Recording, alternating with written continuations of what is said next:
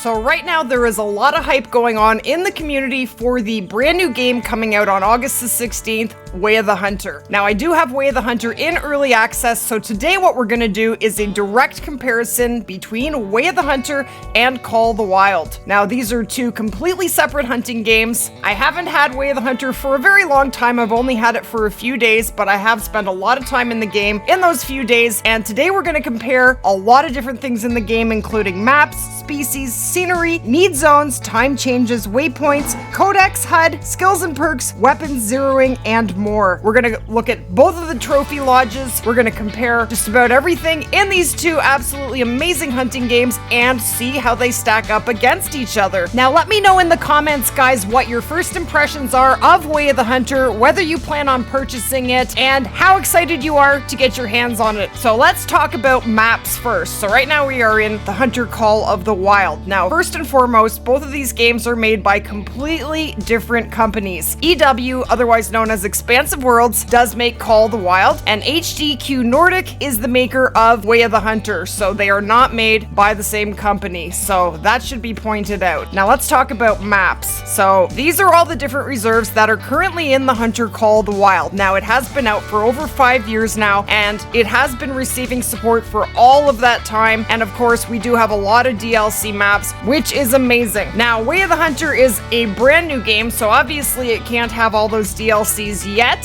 So currently in Way of the Hunter, guys, we have two maps. So this is on release, Transylvania and the Pacific Northwest. Now, Transylvania has 11 species, and the Pacific Northwest map has 14 species, two of which you will find on both reserves. So that's quite a few species for just one map. Definitely more than what we have for most of the maps in Call of the Wild. But the last map that came to Call of the Wild, which was Finland, Revontuli Coast, actually has 19 species. So maybe we will be seeing more species on the map, and I know Call of the Wild is intending on backfilling a lot of the maps, adding more species, and that is something that would be absolutely amazing. So as far as species go, they are very comparable, but right now there are more species in Way of the Hunter per map than there is in Call of the Wild. Now, I believe in Call of the Wild there are over 80 species. I think that's where we're at right now. If not, that is definitely in the ballpark. But again, Call of the Wild has been out for a very long time, and I'm sure there will be more species and more maps coming in DLCs to Way of the Hunter. Now, as far as scenery goes, both of these games are absolutely visually stunning. So just to show you some of the scenery in Call of the Wild, this game is absolutely beautiful. All of the maps are absolutely beautiful. Hirschfelden is one of the most beautiful maps, but this is one of the most beautiful, visually stunning games that I have ever seen. Okay, so we're gonna have a look at the scenery in Transylvania. So look at this map, guys. It's utterly visually stunning, and I haven't even taken a step yet. The graphics in the game are absolutely beautiful, but Call of the Wild is also a visually stunning game. I do have Hunter Sense on right now. That is something that is definitely unique to Way of the Hunter, and I think it is very cool. So when you have your Hunter Sense on, it basically highlights the things that you need to be aware of. Sound analysis, as you can see right here on the screen, shows you the species, sex, behavior, and distance. It highlights tracks, blood, things like that in the game. So this is a feature that I really do like, but they are two very different games. Call of the Wild, as far as hunting games go, is a faster paced game. There are rares in both of the games. I have not seen a rare in Way of the Hunter yet, but I do understand that there are rares in both games, so that is good news. Now, a lot of people love doing grinds in Call of the Wild. I don't think that's something that's going to be possible in Way of the Hunter. So let's talk about render distance. As you can see here in Way of the Hunter, I am able to spot many hundreds of meters into the distance. I can't actually spot animals that far, but I can see that they're there, so that allows me to approach them. That is not the case in Call of the Wild. The most we can render is about, I would say, 420, 430 meters. So that is something that could be improved. I don't know if that's something EW has in mind, but that is a big difference in the game. Now, look at this, guys. So this is my 300. Now, this is where the zeroing is. So when I press up on my keyboard, look at the zeroing distance. I can zero up to a kilometer in Way of the Hunter. The most you can zero in Call of the Wild is 300 meters. So that comes into rendering distance, but that is a big difference between the two games, and that is very interesting. Now let's take a shot on one of these muleys. So here's something cool that you can do in Way of the Hunter. I can actually place a waypoint through my binoculars and mark exactly where the animal is through the binoculars, which is very, very cool. Now I'm gonna crouch, pull out my weapon, aim, and make sure that I am zeroed correctly. So I'm gonna 0 to 150. I'm gonna hold my breath just like in Call of the Wild, so that's very, very similar, and take my shot. So here we go. Now, one thing that I find that is very, very different between the two games is tracking. Now, I find tracking in Way of the Hunter very, very difficult. Very difficult, very time consuming. Maybe it is truer to IRL, in real life hunting, but I find it frustrating. That is one thing in the game that I don't like a whole lot. Now, that's just my personal opinion. And maybe as I level up, I am still a new player, that will get easier for me. But right now, it's kind of driving me a little bit crazy. Now, let's see if we can find the blood. There it is, right where I marked, so that's really cool. And then you do have to track it. Now, you definitely want to have your hunter sense on. So this is without the hunter sense, and this is with. So those are actually need zone indicators right here. So there are need zones in both games. We will talk about that in just a second. So you'll always want to have your first blood splatter marked with a waypoint. There it is here. Because once you lose that waypoint, it is really difficult to find your blood again, and that's another difference. In Call of the Wild, we have hunting pressure, so you can actually open your map and figure out from the hunting pressure where the animal was shot so that you can track it. But if you actually don't mark your waypoint for the blood and you just have to find it, very, very tough to find, because that is not the case in Way of the Hunter. That is something that they could add to improve the game, in my opinion. Now, as you can see here, guys, in Call of the Wild, there is a directional cone showing you where your next piece of blood will be, and the animal highlights a lot more than it does in Way of the Hunter, so I find tracking in Call of the Wild way easier and faster. And I'm actually playing on the easy mode, and that is another difference. Way of the Hunter has 4 different difficulty levels that you can play on, so you can play on easy mode, which I'm on right now because I am just learning, all the way up to not using your HUD, no hunter sense, just really challenging yourself. Now, there are no difficulty levels in Call of the Wild. You just go ahead and play. I mean, you can turn your HUD off and challenge yourself, but there isn't an actual difference in difficulty levels when you are playing Call of the Wild, so there's a difference there. So finding that first piece of blood, you don't want to run. When you run, your hunter sense does not work, so there's blood there. So just like in Call of the Wild, I mark each piece of blood with a waypoint so that I can go back and retrace my steps if I need to. But as you can see, there it is. There's no hunter mate for me to help me track, which we have in Call of the Wild, which is very, very handy. The other thing we don't have in Way of the Hunter is a Bloodhound that will do the tracking for us. Now, that is something that might come along in the future. I would love that. Now, I know I make fun of my dog in Call of the Wild, but I actually do think he is very, very handy and useful. Basically, he does all the tracking for you, and you don't have to worry about a thing. So I find tracking very time consuming in Way of the Hunter. I would say that Way of the Hunter is way more comparable to the Hunter Classic than to Call of the Wild. Beauty! So that took me about 20 minutes IRL. And there it is. So this is very different. So this is our trophy capture in Way of the Hunter. So we have an animated bullet cam, which is very cool. This is a feature that we don't have in Call of the Wild. So here in Way of the Hunter, we have overview, so it gives you quite a lot of information. We have the sex, whether or not it's mature, its weight. I'm so new to the game, I'm really not sure what this is, but if you guys know, let me know in the comments. Then we have info about the kill shot, we have single lung, the time it was shot, the weather, and which map it was shot on. So we have the hunting rating, the difficulty, so this is the easiest level, and trophy rating. So in Call of the Wild, we have medals. The game is based on medal ranking, so you can have no medal, a lot of females are no medal. Then we have bronze, silver, gold, diamonds, and great ones. Whereas in Way of the Hunter, we have a 5-star trophy rating. So basically a 5-star deer would be a diamond. So in Way of the Hunter, you can sell your kill for cash so that you can purchase more items in the game, which you are going to need, or you can taxi it, and that is the same as Call of the Wild. Actually, in Call of the Wild, you get paid no matter what, whether you taxi it or not. So again, lots of information, and there are the fine details, and you'll find that in both games. So we're gonna sell that. Done. So there you go. There's tracking.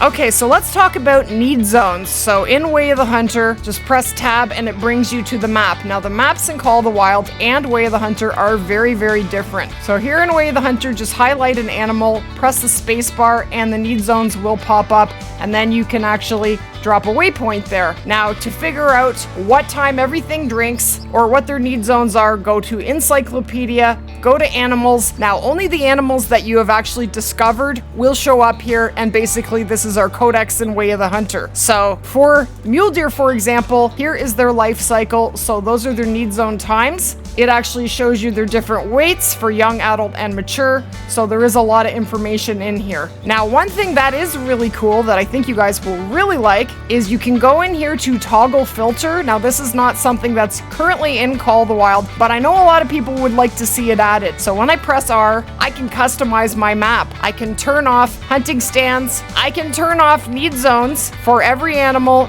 except for what it is that I am hunting. So if I just want to see mule deer zones, there's my mule deer zones, and that's it. So that is very cool. I really like that feature. So here's what the map looks like in Call of the Wild. When you go in closer, you will see need zones. Now, one positive about the maps in Call of the Wild is when you highlight the need zone, it tells you exactly what the times are and what animals are in there. You have to go into the settings in Way of the Hunter to look that up. So that is very cool. Now, there is fast traveling in both games. In Way of the Hunter, just highlight your campsite or your waypoint, press the space bar, and you fast travel. Now, to change the time, you can do this in campsites. To sleep, come up to the bed, just like in Call of the Wild.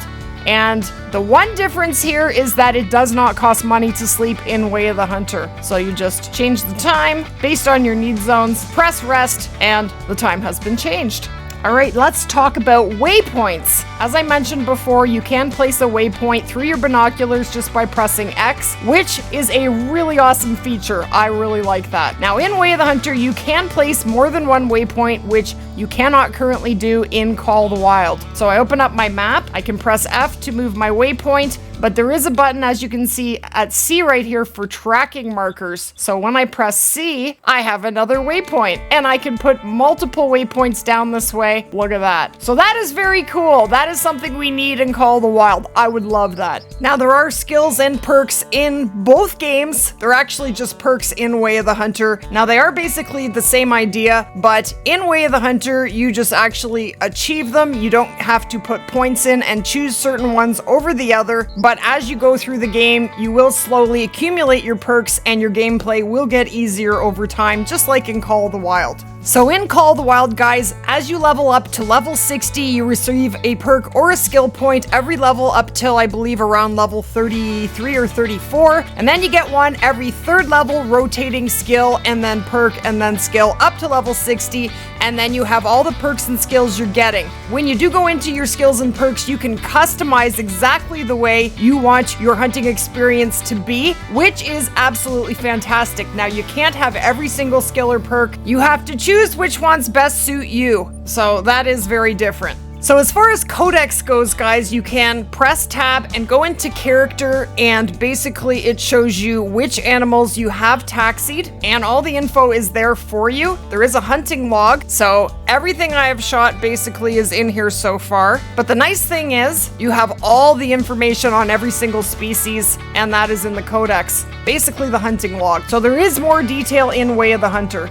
Now, in Call of the Wild, there is a lot of information in the Codex. All the information about your hunting card, your hunting profile, total kills, everything spooked, all the info about all the maps, we have leaderboards, and hunting log. So these are my last 25 harvests, but it does not give me as much information on each of the kills as it does in Way of the Hunter. So they're both very different. They both have lots of info. They just have different detail in different areas, I think. All right, let's talk about weapons. So when you go into the shop, all of the weapons that are in the game are here. Now, the nice thing about Way of the Hunter is we do have branded weapons. That is not something that we have currently in Call of the Wild. Now, there are a lot more weapons to purchase in Call of the Wild. Of course, it has been out for a much longer period of time, and a lot of weapons have been added in DLC weapon packs. Now, the weapons aren't super expensive. They are quite reasonable in Way of the Hunter. So there's the 300. I think it was $3,900. I do own it. And in Call of the Wild, it is $75,000 in-game dollars, but worth every single penny in my opinion.